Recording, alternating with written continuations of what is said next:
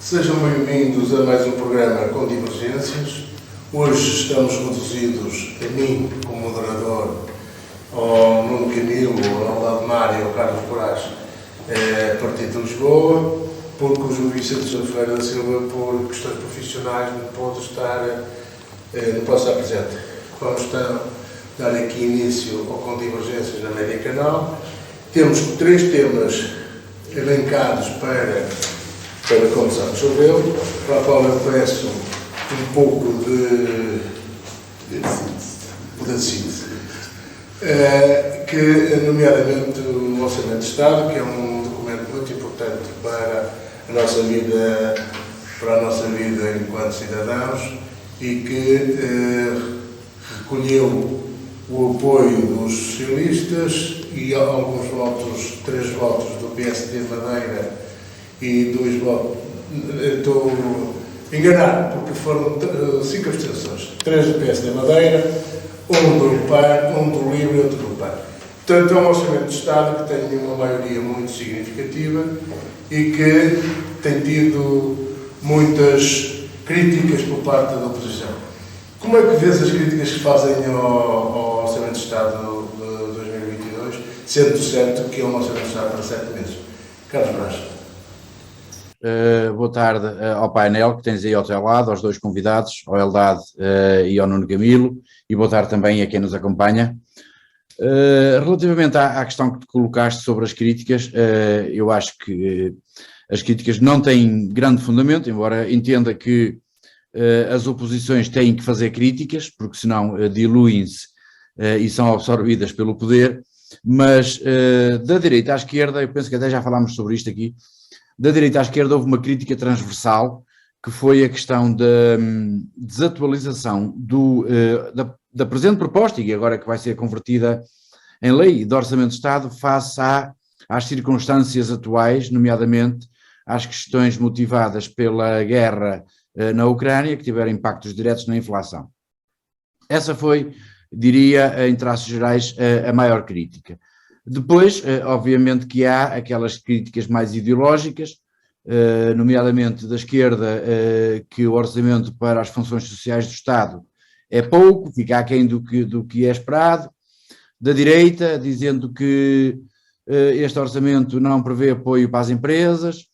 Eu já estou a ver o Nuno Camilo daqui a um bocadinho a reforçar esta posição, e portanto o orçamento foi o que o Partido Socialista tinha apresentado em 2021, foi o orçamento com que o Partido Socialista foi a eleições, foi o orçamento que o nosso secretário-geral apresentou nos debates televisivos, embora tivesse tido algumas alterações para mitigar as questões da inflação, nomeadamente no que diz respeito a matérias-primas, como sejam os combustíveis,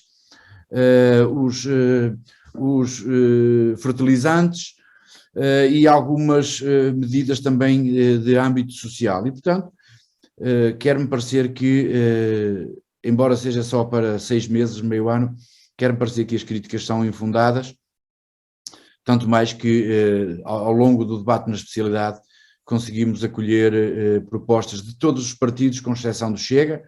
Houve propostas que foram integradas pelos diferentes grupos parlamentares, ou apresentadas e integradas pela maioria de todos os partidos, o que denota que, de facto, esta maioria soube ouvir todos os partidos e colheu, inclusive, a viabilidade ou a viabilização do orçamento por parte dos deputados que tu já referiste, nomeadamente do LIVRE, do PAN e 3 deputados do PSD Madeira. Vou abrir o debate, tenho já o caso de novo do Nuno Camilo e é para ele que eu vou encarregar isto.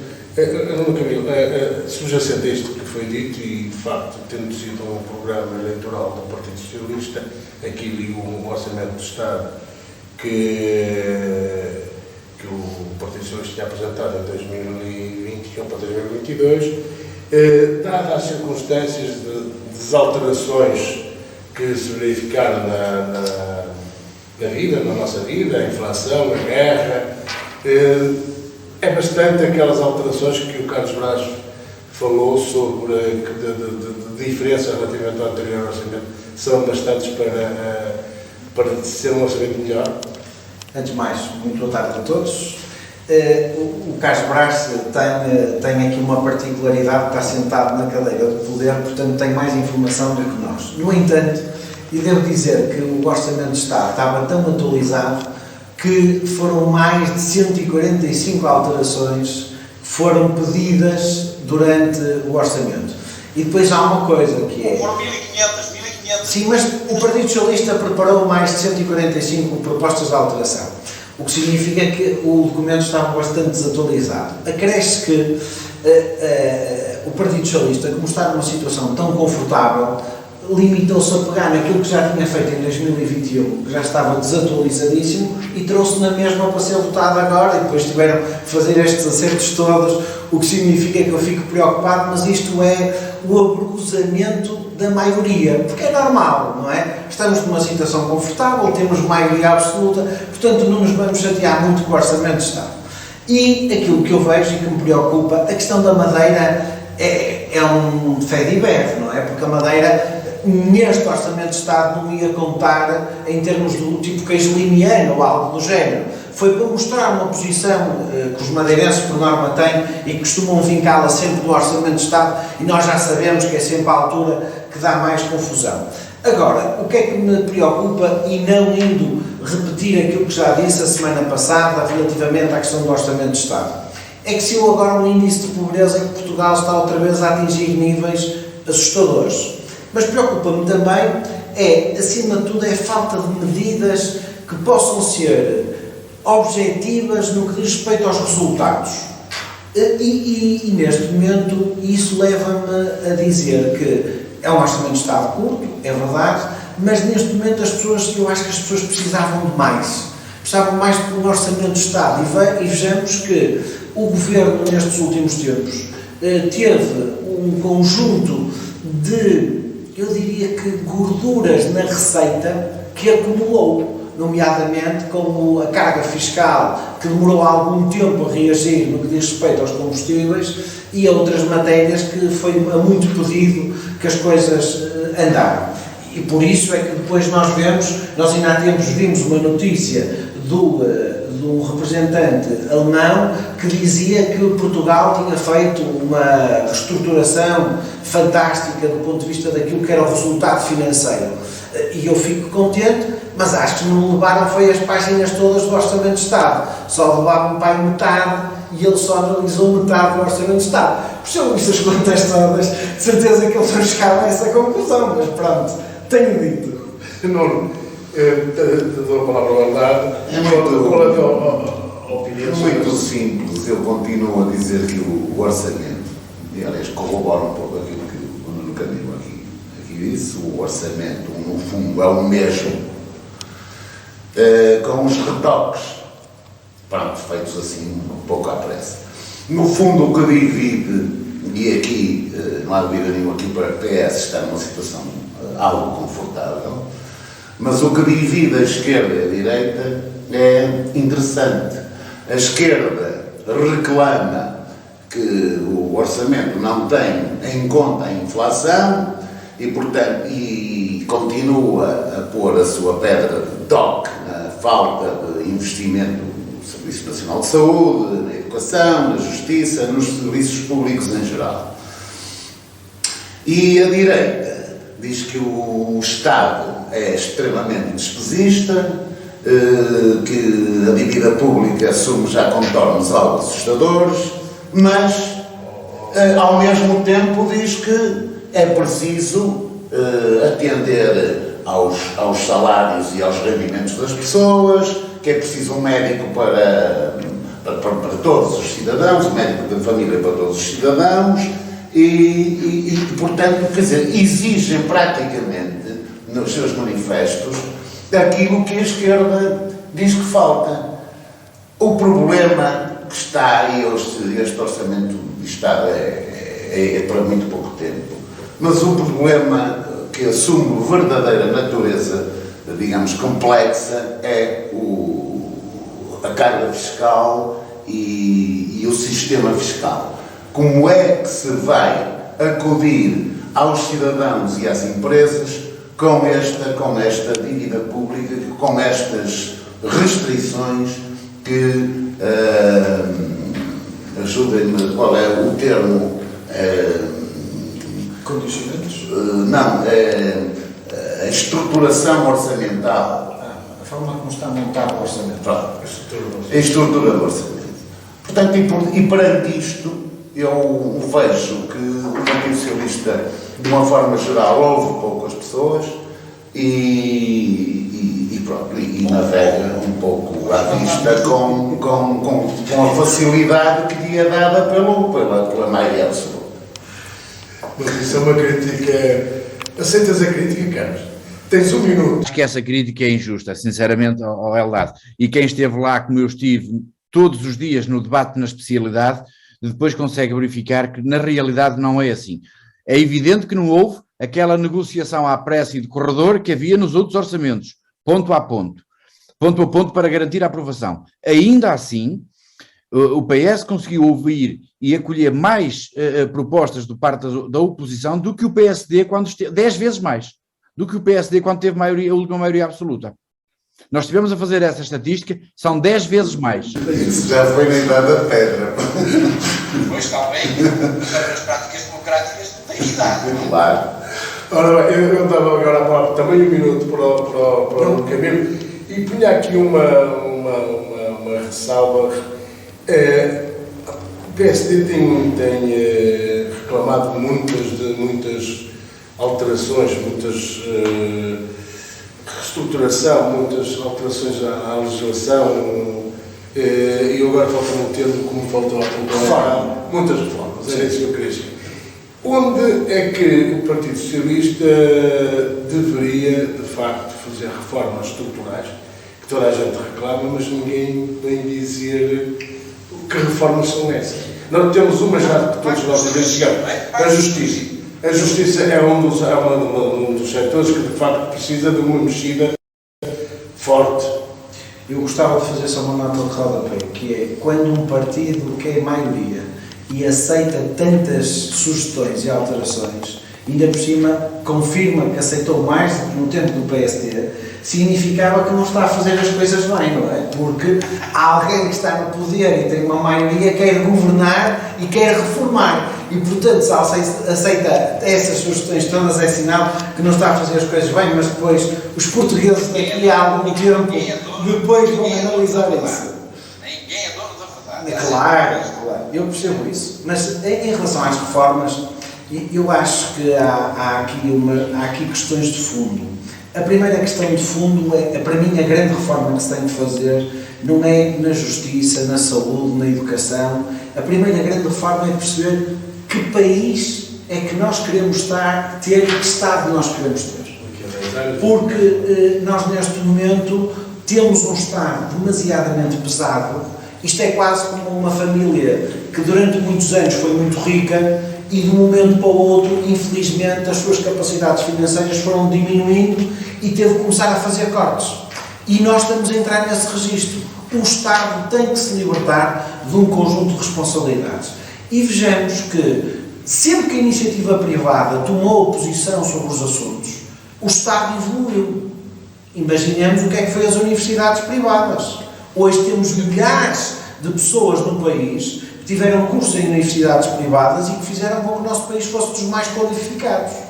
Nós hoje falamos da iniciativa privada das clínicas e dos hospitais, e se não fossem as clínicas e os hospitais privados, muitas vezes aquilo que era uma responsabilidade que estava estatizada não poderia acontecer porque não havia meios nem recursos para responder. Portanto, nós temos que definir que Estado queremos. E depois de ter uma definição de qual é a grande intervenção do Estado, tem que haver um pacto de regime entre os dois grandes partidos. E isso é exigível, essencialmente, não por uma questão de capricho ou por uma questão de conjuntura, mas por uma imposição legal daquilo que é a Assembleia da República e da Constituição, consequentemente, e isso leva-me a dizer que aí vêm estas tais reformas. Mas é assim, nós, por exemplo, falamos do ensino. O ensino, a última grande reforma que o ensino teve, foi há muitos anos atrás, o que se foi fazendo foi remendos. com boa vontade, com boa fé, com iniciativa, mas agora é preciso repensar. Imaginemos o que é o ensino profissional. O ensino profissional, a última grande questão foi de 1973, e nós não podemos estar parados desde esse tempo. Agora temos que evoluir, temos que olhar para o ensino profissional como uma grande solução de mercado. Essa é uma área que podemos discutir um dia destes. Muito bem. O tempo começa a escassear para os nossos temas de discussão. Um minuto para o novo tem do tempo. Pronto, esta é uma vexata. É uma vexata question, esta questão de tentarmos saber que Estado é que queremos. Porque isto não é uma questão de orçamento só, isto não é uma questão de contas, não é só uma questão de contabilidade, isto também é uma questão ideológica, que é preciso pôr claramente em cima da mesa. Que Estado é que queremos? Nós temos um Estado que tendencialmente social-democrata e que, portanto, é em princípio minimamente preocupado com o bem-estar das pessoas. Como é que isto se traduz? Que reformas são necessárias para atender aos interesses das pessoas e das famílias? É esta discussão que tem de ser feita. E não vamos circunscrevê-la apenas ao Partido Socialista e ao Partido Social Democrata, ao PSD, que, aliás, devo dizer que nem sei neste momento o que é o PSD. Eu não sei, e eu acho que muitos portugueses também não sabem o que é o PSD neste momento, onde é que se encaixa. Neste momento o PSD teve eleições, teve dois candidatos, Jorge Moreira da Silva, Luís Montenegro. O Luís Montenegro acabou por ser eleito com uma margem significativa, confortável, muito confortável, que lhe permite ter todas as condições para liderar o partido numa fase que não é particularmente fácil, porque está perante uma maioria absoluta e porque tem uma direita já não é aquela direita que estava habituada a trabalhar. Ramificada. Está muito dispersa. O seu núcleo, digamos, central está disperso, a Iniciativa Liberal, o Chega, portanto, recolheram muitas das simpatias de alguns militantes do PSD e do próprio CDS, e isto traz um problema acrescido ao Luís Montenegro, ou não? Sim, eu acho que o Luís Montenegro, felicitá-lo pela vitória que foi expressiva e pela massificação de militantes que foram participar no ato eleitoral. O Luís Montenegro, neste momento, tem um papel que eu diria que não é difícil, é muitíssimo difícil. Primeiro, o partido estava, eu diria que parado, não é?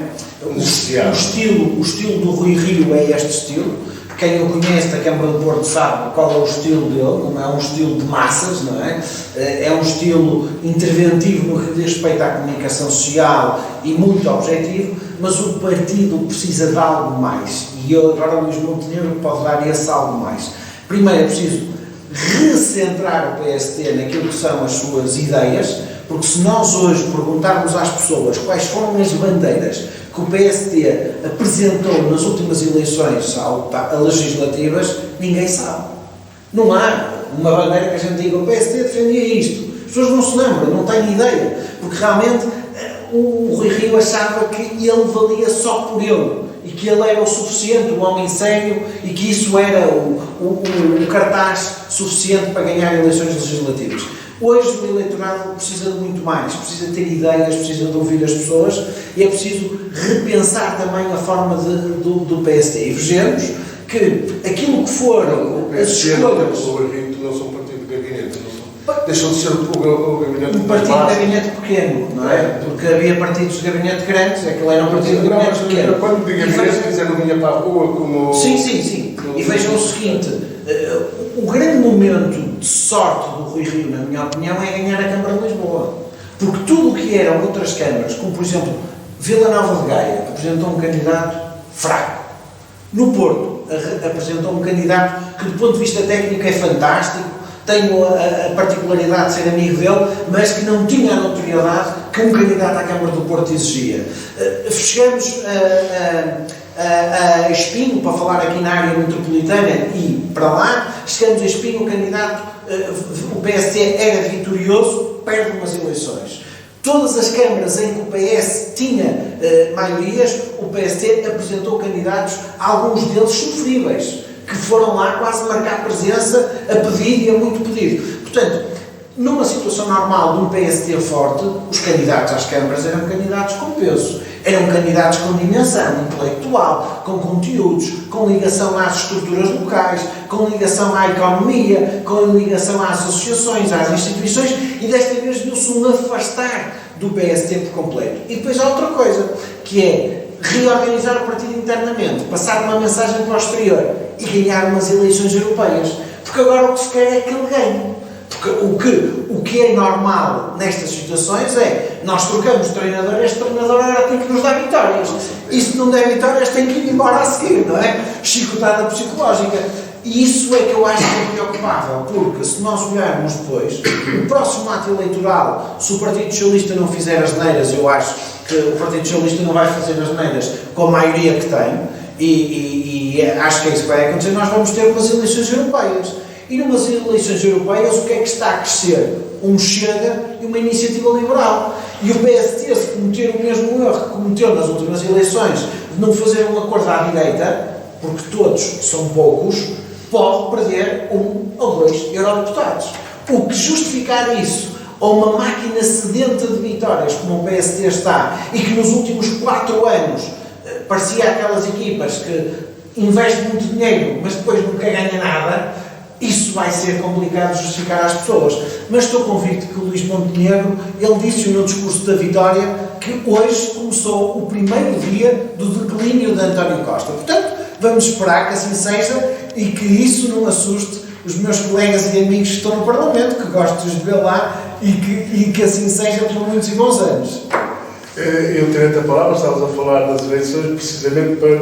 Não concluir este tema que eu queria abordar, e isto é interessante, porque eu vejo, ao contrário do Nuno Camilo, eu vejo a missão do Luís Montenegro muito dificultada, mas muito dificultada mesmo, por várias razões.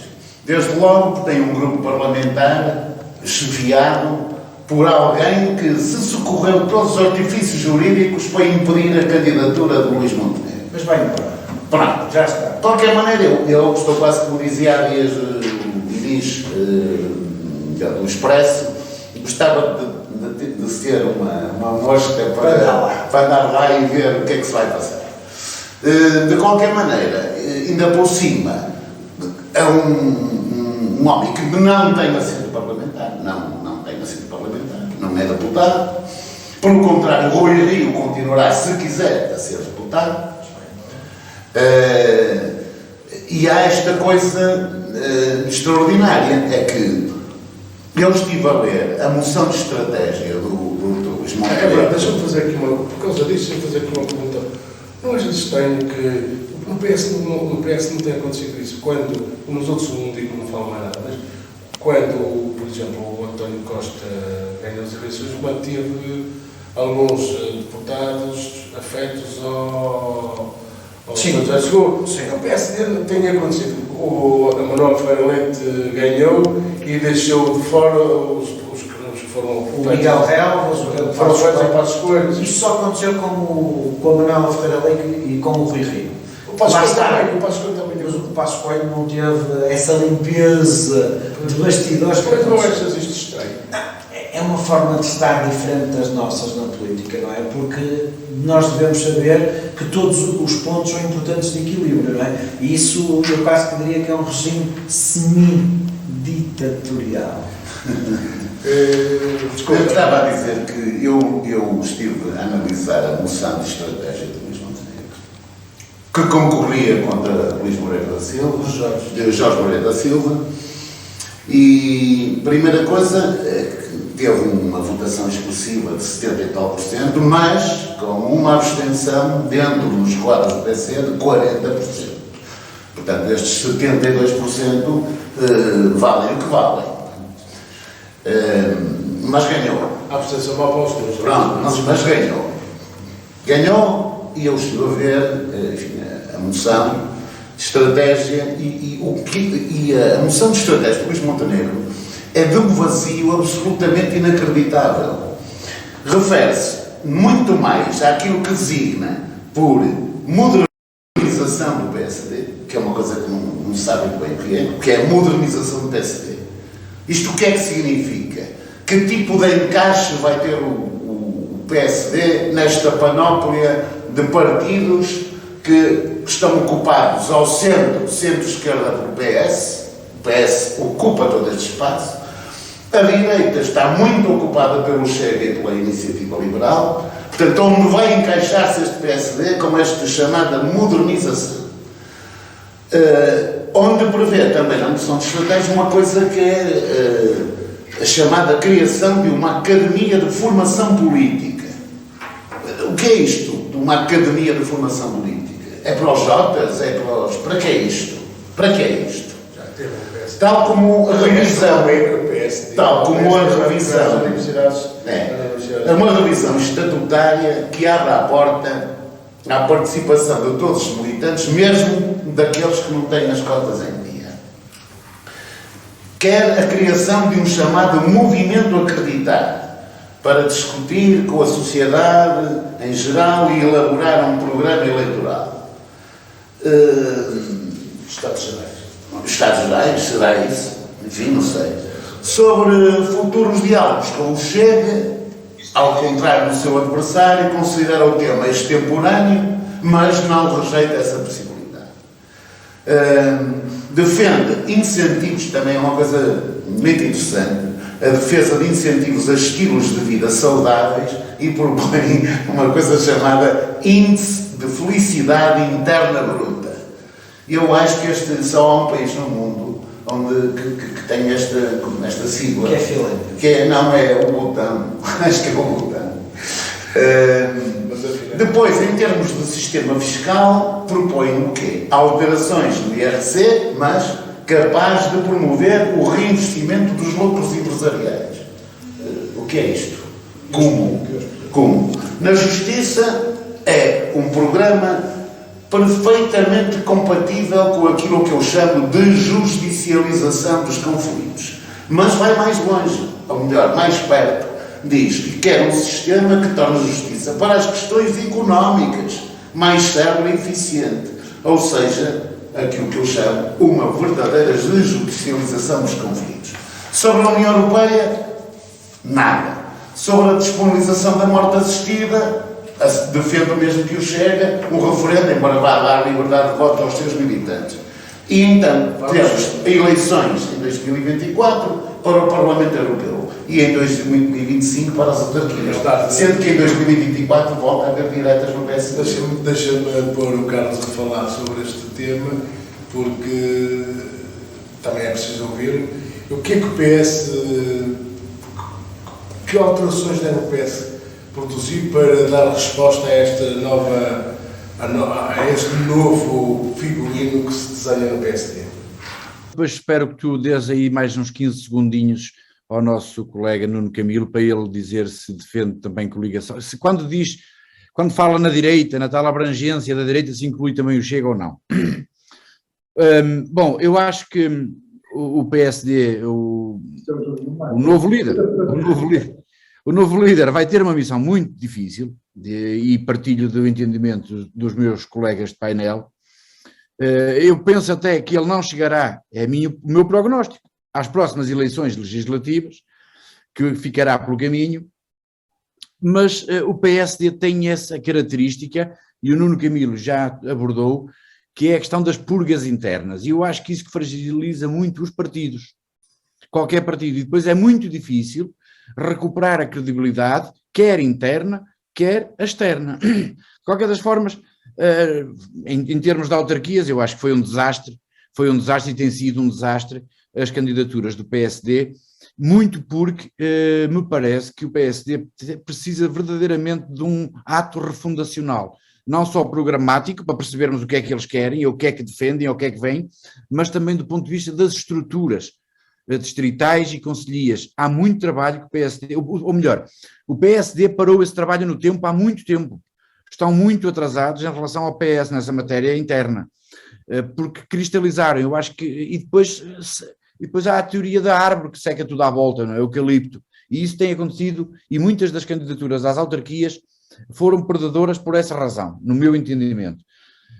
Depois é preciso, agora falando muito a sério, não é retórica, era importante que o PSD se reencontrasse com ele próprio, com os portugueses, porque a nossa democracia precisa de o PSD é um partido fundamental da democracia portuguesa, é um bom partido para estar na oposição, mas é um partido que tem também a difícil tarefa de travar a extrema-direita, que é importante que isso aconteça.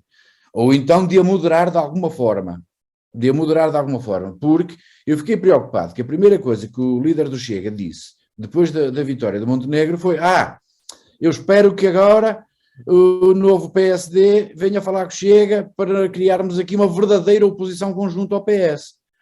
E eu fiquei preocupado com isso. E, portanto... Nuno, tens um minuto para... Muito rápido. Muito rápido, porque o tempo está a se cortar. 2 ou 3 questões. Primeira questão, o Chega cresce porque alguém o diabolizou no Parlamento e durante uns tempos acharam que ele era simpático porque estava a atacar o PSD e agora criaram um monstro. E agora temos todos um problema. Isso é a primeira questão. A segunda questão é que... Você devia ver a quantidade de vezes que ele cita o Sá Carneiro. Mas isto porque é o livro que ele tem na mesinha de cabeceira. Porque se tivesse o Mário Soares também citava o Mário Soares. Foi a sorte que nós tivemos. Pronto, olha. O que é que a gente está a fazer? Não, eu acho que em relação à questão daquilo que foram as parangonas do programa do PSD, não há grande novidade. Há a implementação, melhor dizendo, daquilo que são necessidades. Nós hoje temos, e quando eu digo nós, aos partidos políticos de uma forma transversal, temos quadros em juntas de freguesia muito sofríveis. Temos quadros como vereadores de câmaras municipais muito sofríveis e é preciso fazer formação a estas pessoas, porque nós não podemos à segunda-feira dizer que os trabalhadores têm que continuar a fazer formação e depois os próprios políticos também não fazerem formação. Eles precisam de adquirir... Temos é que lhes pagar melhor para ter lá os melhores. Mas isso é outra questão. Vamos à reforma do Estado. No que diz respeito à questão do reinvestimento, a lógica que o PSD apresenta aí é algo que os empresários têm vindo a defender há muito tempo.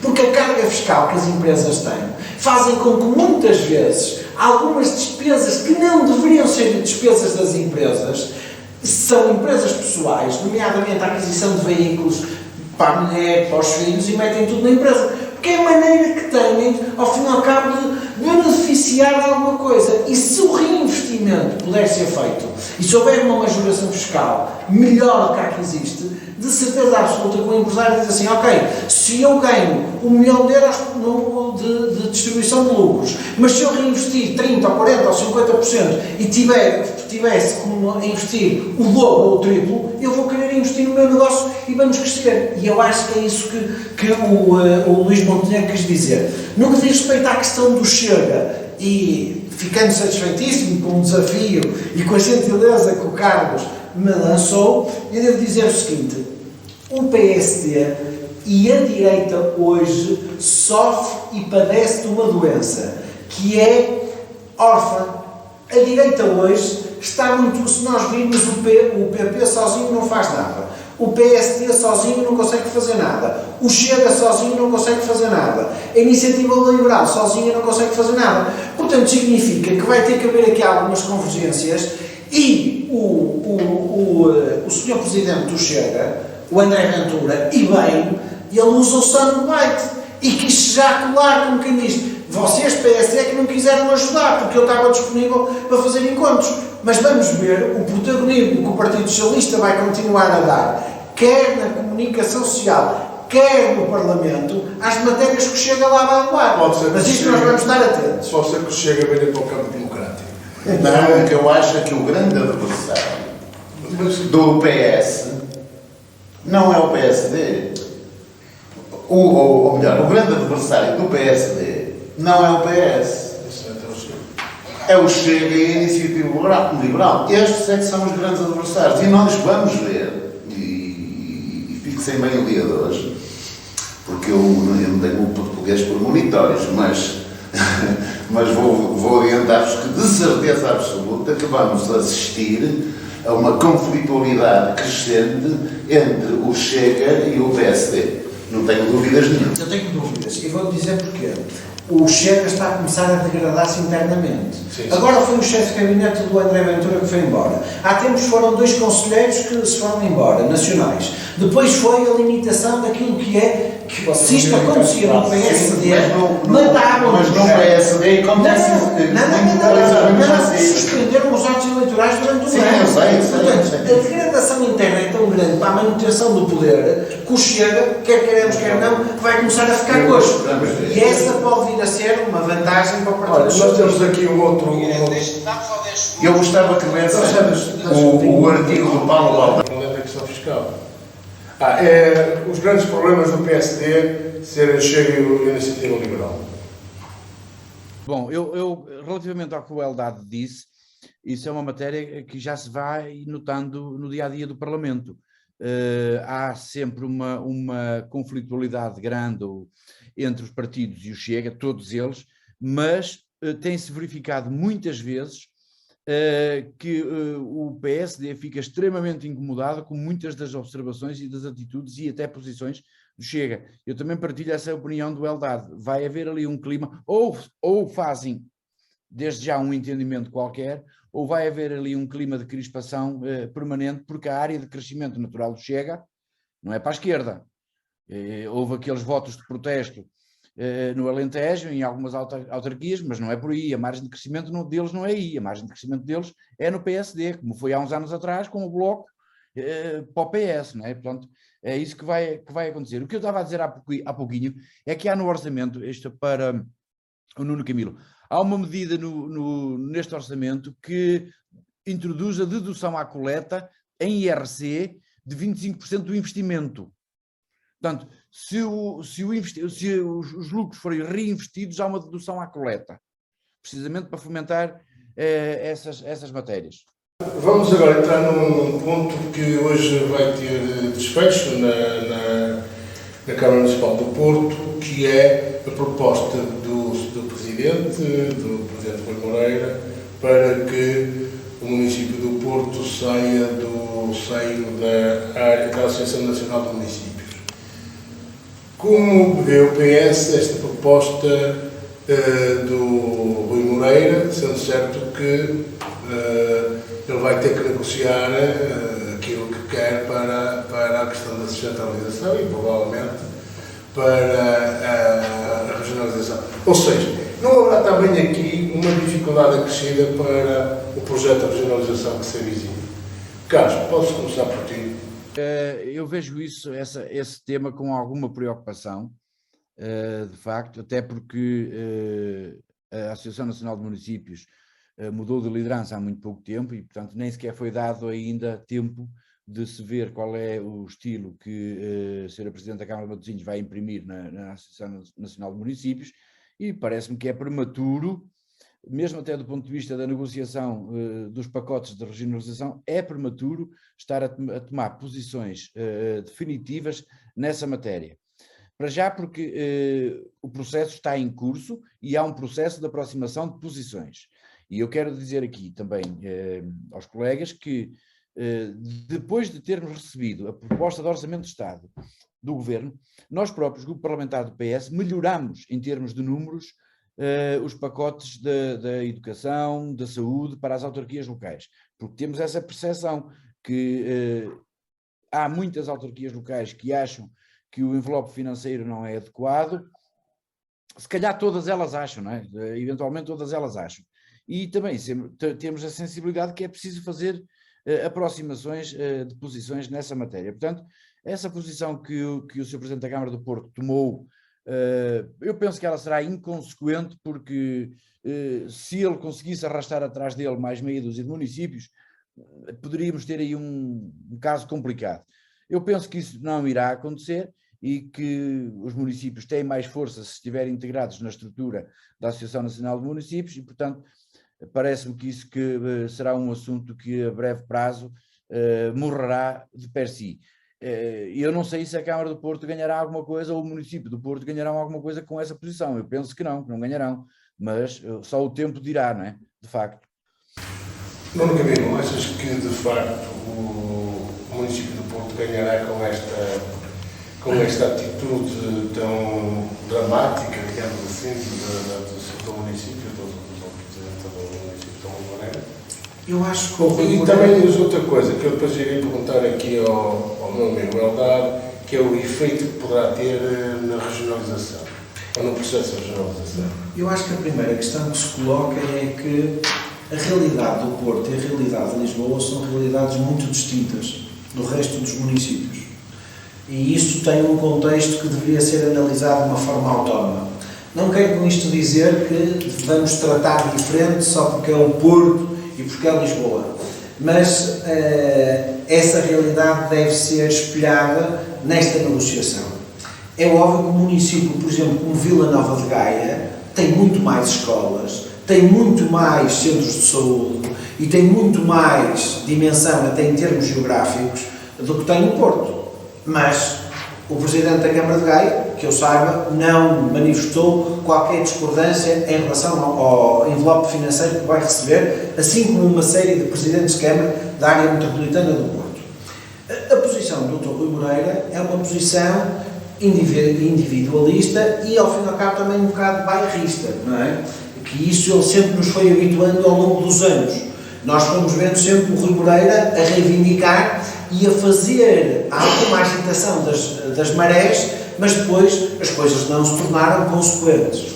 Eu acho também que esta votação, hoje na Assembleia Municipal, o que vai ser dado, ao fim e ao cabo, é quase uma carta branca para poder ter um processo negocial mais incisivo com o Governo. Mas eu acho que nós não podemos descurar, eu não tive a oportunidade de falar com nenhum dos Presidentes de Câmara, dos quais vou citar porque só vi as notícias, e quando as vi já estava a chegar cá, que é o Presidente da Câmara da Trofa e o Presidente da Câmara da Póvoa de Varzim, que mostraram que poderiam acompanhar esta investida do Dr. Rui Moreira. Agora, o que eu acho é que nós estamos aqui a ultrapassar aquilo que era o aceitável. Concordo perfeitamente com o companheiro Carlos Brás, que está neste momento em Lisboa, quando me diz que a Presidente da Câmara, neste caso Matosinhos, que acumula as funções da Presidente da Assembleia da Área Metropolitana do Porto, da Associação Nacional de Municípios, a doutora Luísa Salgueiro, que não teve ainda tempo para dominar os dossiês e que nós não conseguimos daqui deslumbrar se está a proteger ou não os municípios. Eu acho que ela estará sempre empenhada em defender aquele interesse corporativo dela. Isso não nego e reconheço nisso essa matéria. Agora, nós, em termos de cidade, o Porto não vai ter nenhum benefício com isto.